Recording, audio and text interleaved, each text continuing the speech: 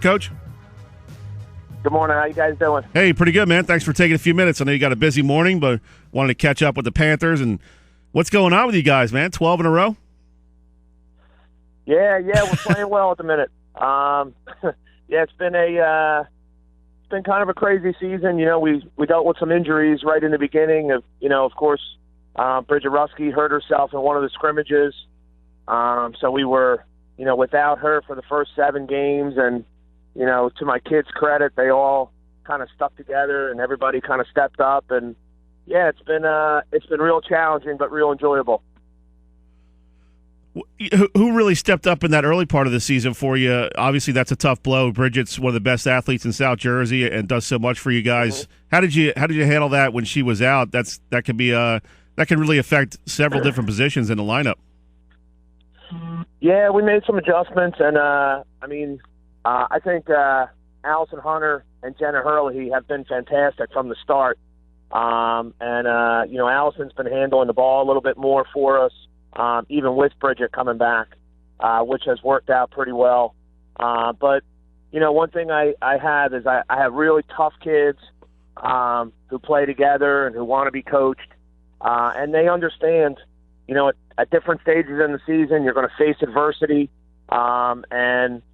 Together we just got to kind of figure it out and take every day as it comes. And, that's exactly what they did, and the first game against Ocean City was tough. Obviously Ocean City are a great team, and they kind of caught us when we probably weren't ready without Bridget, and they played really, really well, and give them a lot of credit. And then we kind of, from there, we've kind of figured it out. The kids have come together, and again, they understand, that they got to do it together, and they understand it's one day at a time.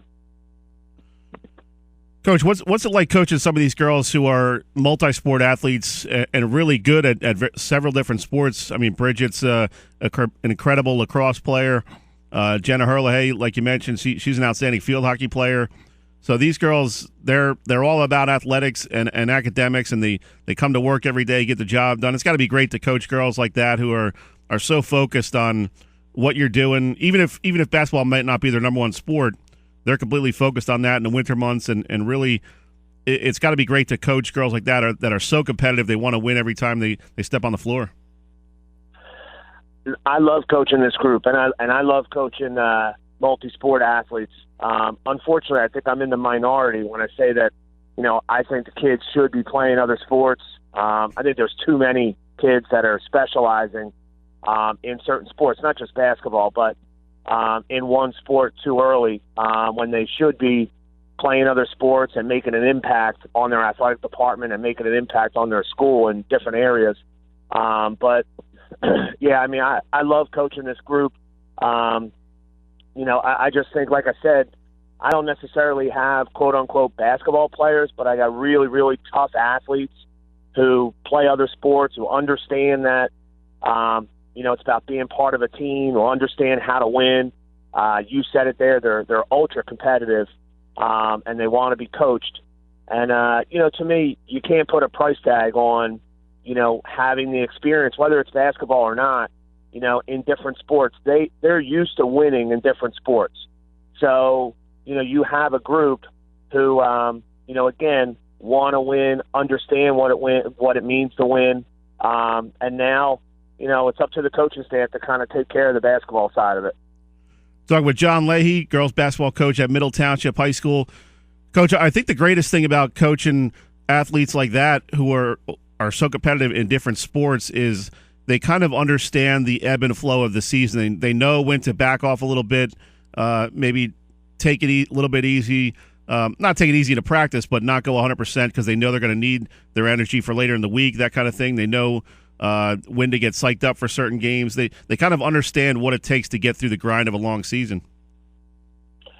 That's for sure. And I think, one of the biggest things is, playing other sports. I think the kids learn really early how to take care of their bodies, and how to manage their time. The other side of it is, let's not forget that, I got a team full of kids that are on the honor roll, so they're all straight A's and honors classes, so I think maybe the biggest benefit of athletics is that the kids learn how to manage time, how to prioritize.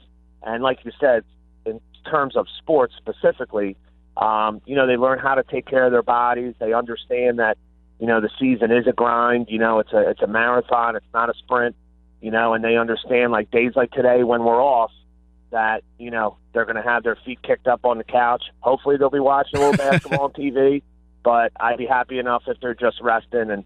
And yeah, that's a really, really important thing, learning how to take care of themselves, knowing that it's a long season. Hopefully they're up early listening to the South Jersey Sports Report. Hopefully, I don't know. Maybe they'll probably not. Teenagers like to sleep in when they got a day off. So later or something. Teenagers like to sleep in when they have a day off. Yeah, let's hope they're sleeping in. They hear me enough. Right. Coach, you mentioned how great of students these kids are, and we just started a new feature in Glory Days magazine called the Scholar Athlete, and it's great to recognize these kids, and it always amazes me how these kids manage their time when they're taking 4 or 5 honors classes. And I'm sure you see it as a high school coach, on the bus coming back from a long away game. These kids are doing homework and that kind of thing and trying to take advantage of every little bit of time they have. And to me, as a sports reporter, that's one of the neatest things to see is how these kids can maintain. You look at some of these GPAs, 3.0, 4.0, 5.0. Yeah. It's ridiculous. I mean, I played one sport in high school and had trouble getting a 3.0. 3.0, I'd have killed for a 3.0. Yeah, I think the kids deserve a lot of credit. I think the parents, I give my parents credit all the time. I mean, I have super kids, and they're a reflection of their parents. And I think, the academic side of it is something that needs to be instilled from an early age. So obviously, my parents are doing a great job, and the kids understand that you're only going to play sports for so long, and that the academic side of it is way more important than what you're going to do on a field or a court. So they're really driven to do well. Our staff at the high school is second to none, and I know that when the kids need extra help, there's not a teacher in our building that's not willing to spend an extra half an hour with one of my kids. They know that they can come to practice late if they have to make something up or stay a little late or whatever for a class. And I think the kids understand that from my point of view, the school, the grades and all that stuff is way, way more important. And what they do in the hallways and how they behave themselves is way more important than any basket they're ever going to score for me. And John, one of the real interesting things I've found from doing these stories on these scholar athletes is, I ask them how influential their parents are in terms of getting on their case about getting good grades and doing the homework and all that stuff. And for the most part, they say the parents are kind of hands off. It's self-motivation. And I think a lot of that comes from being an athlete. They're always working towards a goal athletically. And I think that transfers into the classroom as well. Oh, I don't think there's any question that transfers, and you have, I think being the parent of an 8th grader who is on the honor roll, who I don't know where he must get his brains from his mother. But I think, as a parent, you're instilling that stuff, the grades and the homework and how important that is from an early age. And yeah, I do think that by the time the kids get to high school, the habits are already formed and they're kind of on their own. But I do think that the habits that they gain through sports certainly helps them. You mentioned the competitiveness earlier. I can guarantee if you ask all my kids what their class rank is right now, they would know it, because they are.